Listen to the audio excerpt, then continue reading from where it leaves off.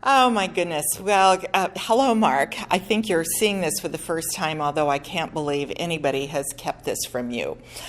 Surprising you is nothing none of us has ever been able to do. I actually thought I might run into you on the way here this morning.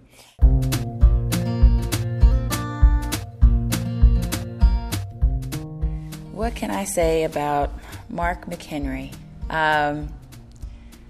Aside from being one of the nicest people I've ever met in my life, Mark is also one of the most knowledgeable and responsive people that I've ever met. I think probably the one thing that I have never been able to figure out about you is how I can leave one meeting that I'm with at you 5 minutes ahead of you, and you're there when I get to the next one. I haven't been able to figure that out. I don't know if you have some automatic control over stoplights or what. One of my favorite things about Mark is how whenever I would ask him for background on anything, it was always met with something that kind of went like this. Now let me tell you the story about that. And he would proceed to go into the Rolodex of information and basically a Google of sorts that happened in his brain, and he could recall details that maybe dated back decades and could bring me up to speed on any issue.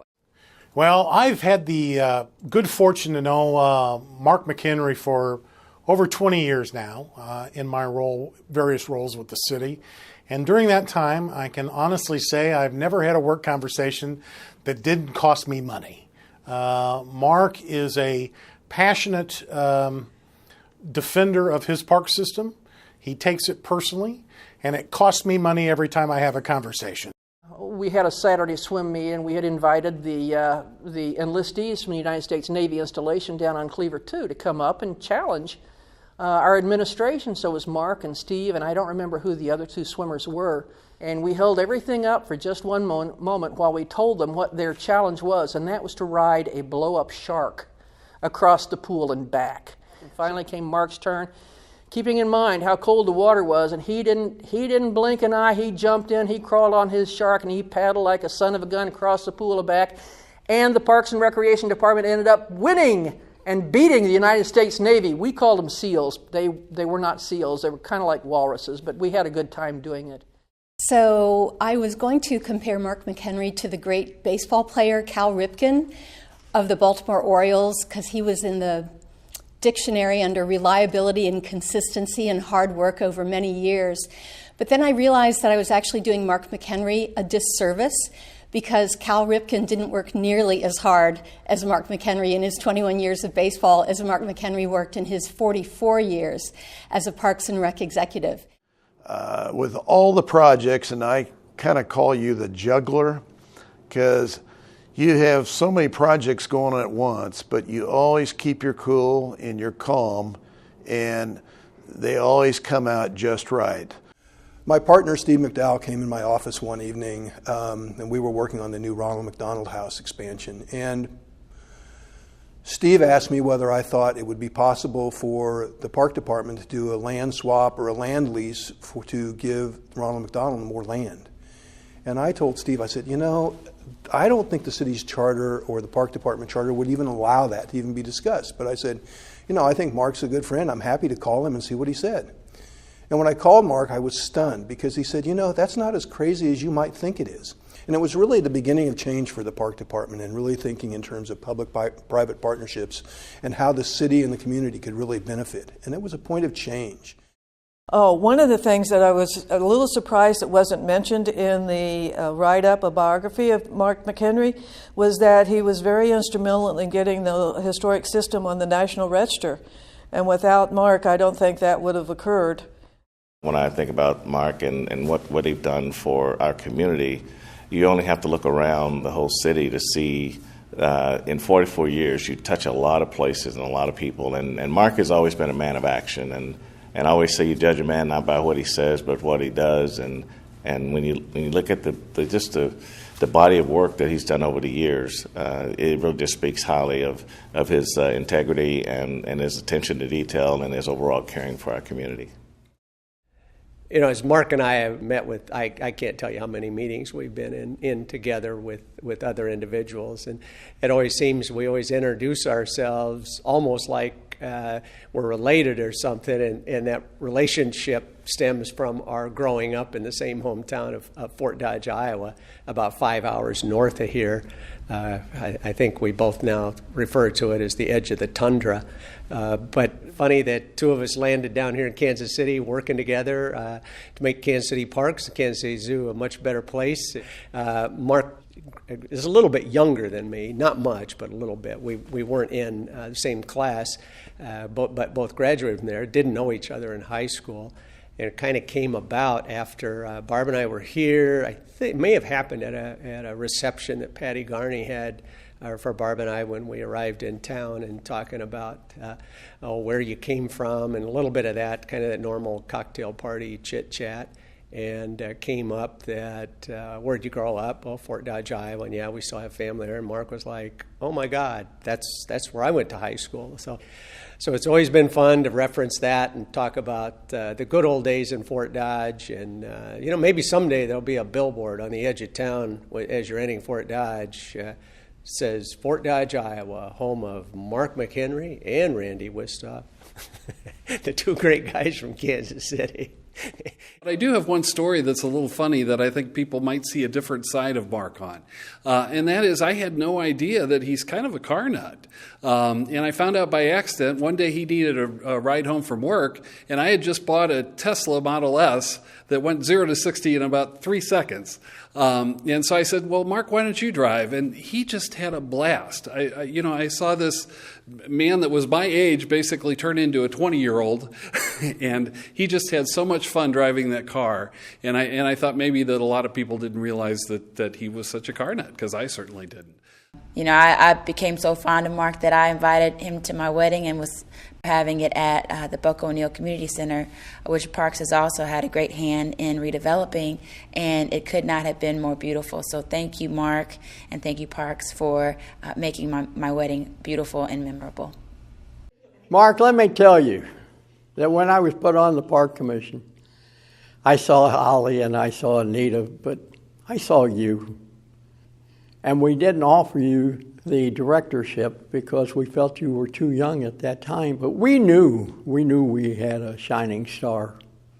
And it behooves me to tell you that I'm really a sad day, because I know we have great people behind you coming up, but our thoughts are with you and what you have done for this city.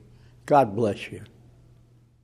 There's no question, Mark, that you are the best park director in the whole country. And I think it's fine for you to retire as long as you keep on working. Thank you.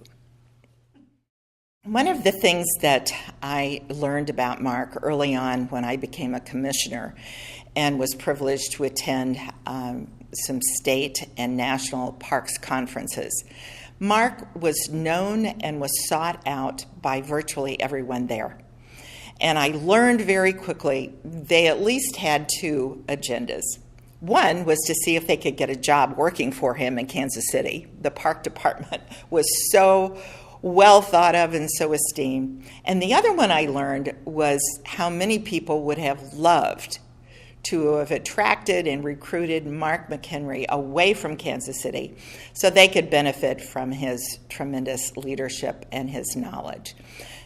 I would say to Mark, thank you for staying in Kansas City. Thank you for leading us and providing the vision for so many years, because I know you had lots of other choices of places to go. Mark, as Mike and I returned from our son's wedding in Oregon, we reflected upon our over 40-year relationship with you. It is the most difficult task to summarize our past history with you. So, in light of your fondness for poetry and in deference to your McHenry-like style, we jointly composed this ditty for you. Now, most of you may not know that he is a prolific poet. I didn't say professional, I said prolific poet. But I thought maybe the best way for me to express my gratitude and comments to Mark was through a poem that I myself have written. He came to Parks with a head full of hair. He stayed so long, his head is almost bare. But every team must have a leader who provides a vision and course, who knows when to use gentleness, humor, and sometimes brute force. And you've brought so many people into the fold and educated them and given them the same infectious attitude and brought them in with the same spirit of cooperation and gotten them turned on to Parks and Recreation. You are the epitome of a Parks and Recreation professional and someone who made a tremendous impact and difference. Thanks for helping me along the way, and I hope you get to enjoy the sunset years of your life. So to you, we now say, with gratitude and praise, we would have stayed longer had you given us a raise. Consider what you've done, provided leisure opportunities for us all, beautiful places and spaces we can visit spring, summer, winter, and fall. I'm so deeply appreciative of your willingness to spend yourself for the mission that we care passionately about, which ultimately is about providing the sort of civic space and community engagement that great cities need. Mark, I really look forward to hearing all about your retirement, and I hope we stay in touch. And congratulations on your 44-year career with Kansas City, Missouri, overseeing over 12,000 acres of parkland. And by the way, thank you so much for all you have done for dog parks in Kansas City. We needed them, and Liberty loved them, and we love them too. Thanks. The work, I believe, that was started by George Kessler over a century ago, you have continued to make a long-lasting impact on quality of life, on a great place to live here in Kansas City. It's been amazing. So on behalf of all of my friends and colleagues at Jackson County Parks Plus Rec, Mark, congratulations. We will miss you. Mark, on behalf of the Missouri Park and Recreation Association, all of our staff, all of our members, past, present, and future, thank you for all that you have done for us throughout the years. You've accomplished so much within the framework of your life, none of which could have been without a supportive family and wonderful wife. Mark, congratulations, and best wishes to you and Debbie on your new adventures. Mark, congratulations on your 1,000 years of service to the city of Kansas City. Happy for you, happy for your family. Enjoy that retirement, and know that you've left this city much, much better than you found it. Mark, want to wish you well in your retirement. Hopefully you're able to bike a little bit more and take a little bit more time for yourself. And just want to say we're going to miss you a lot. Okay, Mark, so it's not congratulations, it's not goodbye, it's bicycle. See you on the bike path. I appreciate your wisdom, the size of the projects that you're not afraid to tackle, and I'm glad that you've included me in some of your planning for the future. But right now, hang in there, stay on my board, don't go anywhere, and I'll make sure that you get a plaque someplace. So the one thing I hear often is, man, you've got some big shoes to fill. I looked around the office, I found them. It's going to take all of us to fill Mark McHenry's shoes. Mark, it's hard to believe that we're here talking about your retirement. You're such a big part of this city and the department. It's been a privilege to work with you. Good luck with everything that comes next. Thank you for all you've done. You know about Mark, I'm so pleased that you're retiring, Mark, because finally you can afford a pair of pants. This community is thrilled that we will not have to see you in shorts and a tuxedo ever again. Congratulations on your retirement, and we'll see you soon, my friend. So, Mark, we wish you and your family many wonder-filled adventures. Enjoy.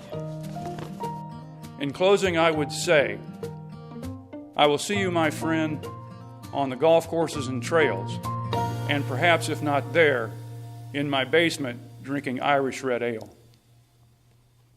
Kind of congratulations or shout out or well wishes or whatever, and you're talking now directly to Mark. Sure. Or looking at the camera. Oh gosh, I didn't think I would get choked up, but thank you, Mark. Thank you on behalf of all of Kansas City, from east to west and north to south. This whole city is better because of you and your dedication and the hours and the hard work that you have given over the course of your time with Parks and Recreation. We love you, and we're going to miss you.